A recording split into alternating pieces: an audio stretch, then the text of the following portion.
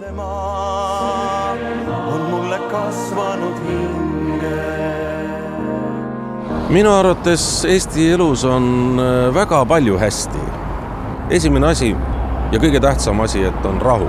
Meie haridustase koolides on väga hea. Meie teadus teeb meeletuid samme. Nii et siin on nii palju head, nii palju hästi, et kui maailmas ringi käid, siis tekib koduigatsus, tahan koju, tahan, et kõik oleks hästi.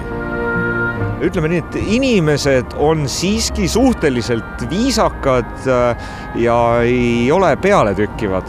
Sa võib-olla ei näe päris täpselt seda, kui sa elad siin sees, siis ikka tundub, see on pahasti, et kogu aeg, et vaja paremini. Aga kui sul on kõrval inimene, kes räägib, kuidas tema maal need asjad on, siis sa hakkad nagu hindama neid asju, mis meil on.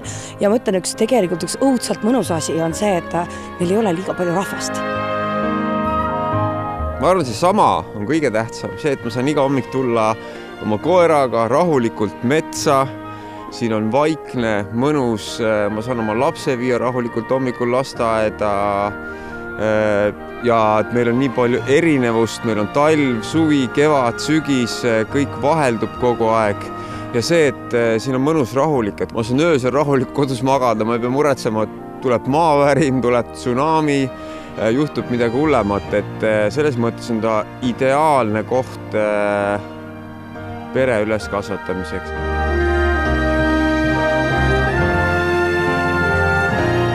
Ma olen väga rahul Eesti eluga.